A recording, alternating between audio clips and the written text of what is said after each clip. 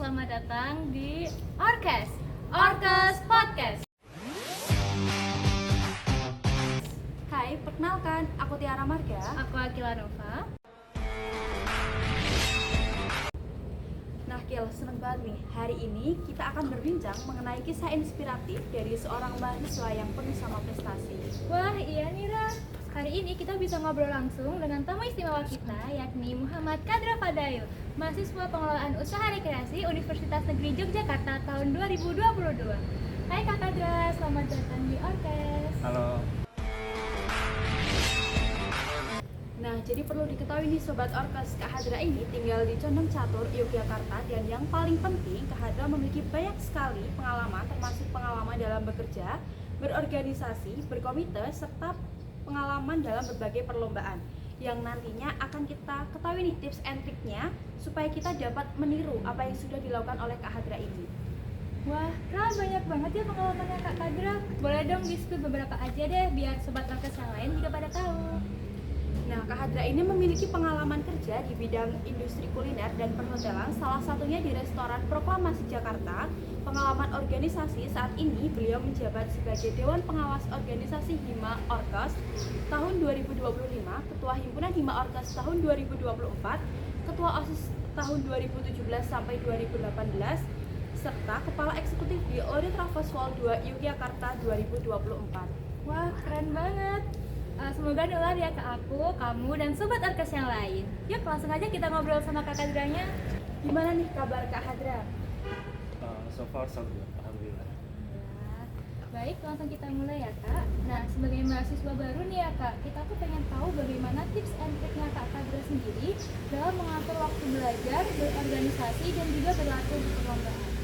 Menurutku itu setiap orang harus memiliki yang namanya leading self. Leading self itu menurutku sendiri terdapat 3 faktor. Yang pertama, faktor pertama itu time management. Selanjutnya itu ada manajemen emosional. Yang ketiga itu ada bagaimana caranya kita mengatur olah kata kita untuk menghadapi orang lain gitu loh. Nah, yang pertama ini yang sangat penting nih, yang namanya manajemen waktu. Nah, dari manajemen waktu ini kita bisa mengkoordinir gitu, kira-kira jadwal apa saja yang akan kita laksanakan di hari ini dan hari esok. Yang pertama-tama dari yang terbesar dulu atau yang terumum dulu, kita pastinya kalau misal ada jadwal dengan orang lain, kita selalu catat di setiap tanggalnya ini ada apa aja. Lalu di tanggal tersebut kita akan melaksanakan atau mencatat namanya to-do list. Nah, dari to-do list itu kita juga harus yang namanya ada time blocking. Dari time blocking itu seperti contohnya di jam 6 sampai jam 7 kita akan melaksanakan sarapan, jam 8 sampai jam 9 kita akan melaksanakan olahraga, workout atau semacamnya. Jadi bagaimana caranya kita bisa memanage waktu itu dengan baik antara melatih untuk lomba, untuk organisasi, untuk kuliah dan lain-lain, yaitu seperti itu. Jadi insya Allah dengan adanya blocking time itu kita tidak terlewat satu persatu seperti itu. Selanjutnya, Kak Hadra ini kan banyak sekali ya pengalamannya dalam berorganisasi. Pasti ada dong pengalaman seru atau berkesan. Boleh dong diceritain sama kita? Untuk pengalaman yang berkesan yang seru ya, menurut aku itu di saat PKKMB tahun 2024 yang lalu. Karena pada dasarnya PKKMB itu kan menyambut mahasiswa-mahasiswa baru ya. Di situ juga tentunya aku bisa melihat wajah-wajah baru yang nantinya akan menjadi masa depan dari Departemen Orkes ini.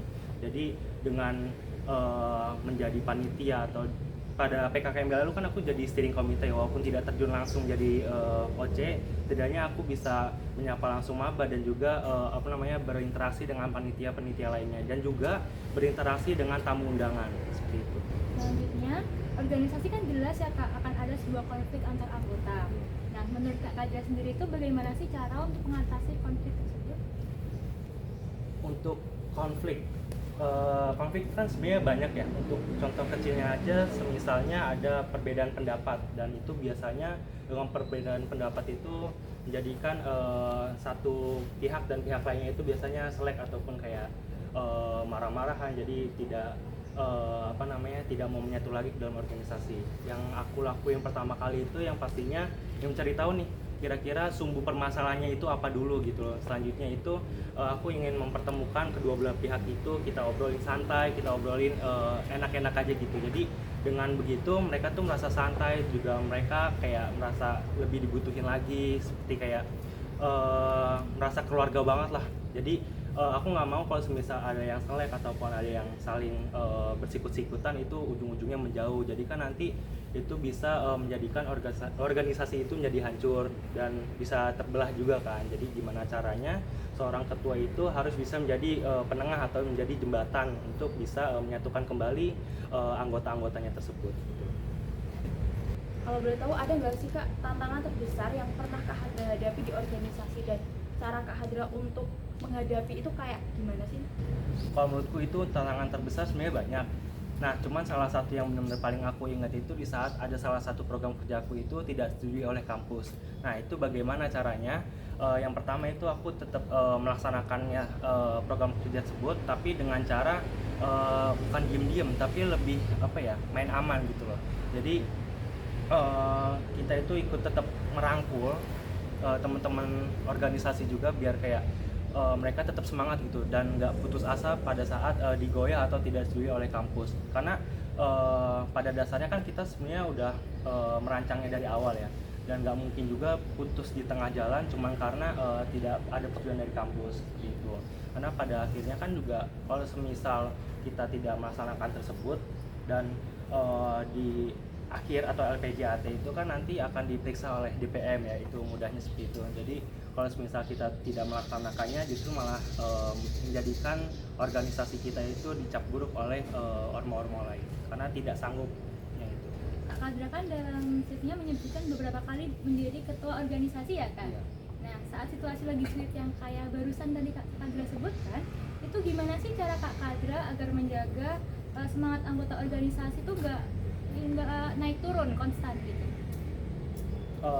Sebenarnya kalau untuk semangat itu relatif ya, kadang bisa naik, kadang bisa turun. Cuman gimana caranya kita bisa selalu memotivasi untuk selalu menyemangati juga ya. Kalau caraku tuh sebenarnya lebih kayak ngajak teman-teman tuh healing, ngajak teman-teman tuh kayak yaudah kita setiap kumpul tuh nggak usah yang terlalu serius, lebih kayak yaudah enjoy aja, ketawa-tawa segala macem. Dan gimana ya, aku tuh juga lebih mementingkan mental teman-teman sih. Jadi kalau semisal ada si A, dia itu mentalnya lagi down gitu, yaudah kamu bisa apa namanya take rest dulu. Jadi nggak perlu yang harus terus-terusan performa kamu harus di atas gitu loh. Dan jujur, aku selama menjadi ketua itu beberapa kali itu nggak terus-terusan performaku baik. Nah, di situ kan ada yang namanya wakil kan setiap setiap organisasi, dan situ aku selalu berkomunikasi dengan wakilku. Semisal aku di performa aku di hari ini mungkin lagi kurang, aku akan berkomunikasi dengan wakil. Kalau misal ada yang perlu bantu atau gimana, tolong dibantu dulu gitu loh. Jadi menurutku kalau semisal terus-terusan dipaksa kan jatuhnya jadi stres ya. Kalau stres kan nanti malah jadi bisa merembet ke yang lain. Jadi kayak semisal banyak sih misalnya sebenarnya. Jadi aku tuh pengennya yaudah kalian tuh enjoy dulu aja, karena kita tuh organisasi tuh nggak cuma 1 bulan 2 bulan ya, jadi banyak gitu rentetan waktunya, 1 tahun kah, bisa 2 tahun kah. Jadi kayak kalau semisal lagi underperform yaudah nggak apa-apa, take rest dulu, pentingin dulu mentalnya gitu, biar nanti pada saat balik lagi itu bisa membawa aura positif yang baru. Kalau boleh tahu nih, siapa yang mendukung dan mungkin sosok inspirasi Kak Hadra buat sampai di titik yang sekarang? Yang pertama pastinya orang tua ya, karena jujur kalau nggak ada orang tua itu aku bukan apa-apa gitu. Jadi selain dukungan dari orang tua juga dukungan lingkungan, sahabat-sahabat seperti itu. Kita tuh perlu mencari lingkungan yang positif gitu. Kalau semisal kita berada di mungkin lingkungan yang negatif, jadi kalau bisa cepat mungkin kita harus beranjak dari lingkungan tersebut. Karena kalau semisal kita tetap berada di lingkungan yang negatif dengan kita ingin memiliki mimpi yang besar, dan pada saat pencapaian prestasi segala macam itu mungkin dari lingkungan negatif itu akan menyenggol kita atau untuk berusaha menjatuhkan kita. Jadi bagaimanapun caranya kita harus menjadi panutan ataupun mencari lingkungan-lingkungan yang baik lah gitu. Jadi menurutku siapa saja yang benar-benar sosok yang mendukung aku bisa sampai di titik ini, yang pertama orang tua dan juga lingkungan yang baik ataupun seperti sahabat ataupun teman-teman. Berarti lingkungan di sekitar kita itu mempengaruhi untuk kita akan menjadi seperti apa gitu ya Kak? Jelas. Nah gimana ya, pada saat ini kan banyak sekali mahasiswa ataupun teman-teman di luar sana yang terlalu enak di zona nyamannya itu ya. Jadi kayak mereka tuh kadang udah enak di zona nyaman tapi mengeluh gitu kalau semisal dirinya itu masih kayak gini-gini aja gitu loh. Tapi mereka tuh nggak sadar diri gitu kalau semisal lingkungannya itu ternyata kayak gitu. Jadi bagaimanapun caranya kalau misalkan mau berubah harus cari lingkungan yang lebih baik. Dari zona nyaman Benar. ya kalau mau berubah. Mungkin ada pesan khusus buat teman-teman yang lain mahasiswa Universitas Negeri Yogyakarta, khususnya di Sobat Orkes, untuk yang pengen berprestasi kayak Kak Kadra, ada pesan nggak buat mereka?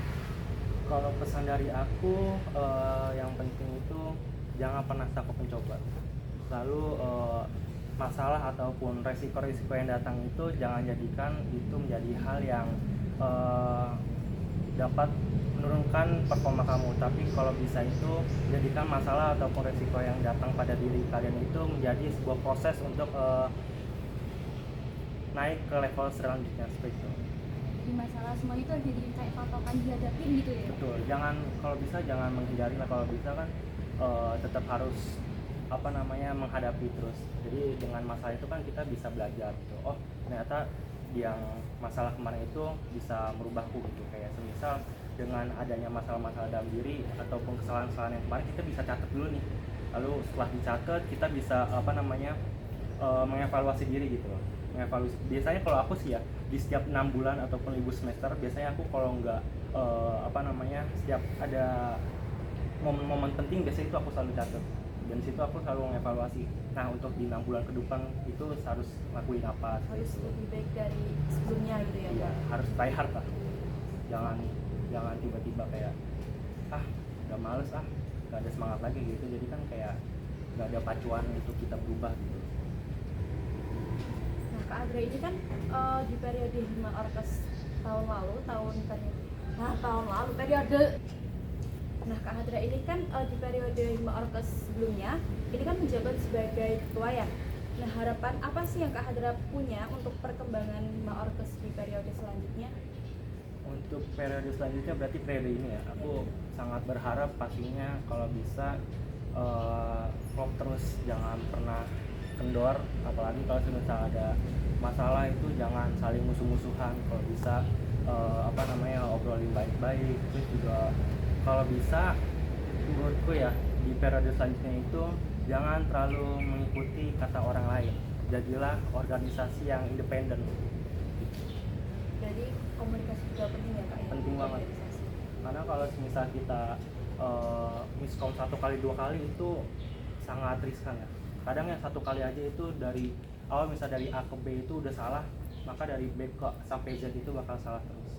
Nah teman-teman, ternyata kita udah ngobrol banyak nih sama Kak Kadra. Jadi sampai sini dulu ya cita-citanya bareng Kak Kadra. Nah, sebelumnya kami juga mengucapkan terima kasih buat Kak Hadra yang udah meluangkan waktunya buat ngobrol sama kita. Sampai jumpa di next episode Orkes Podcast.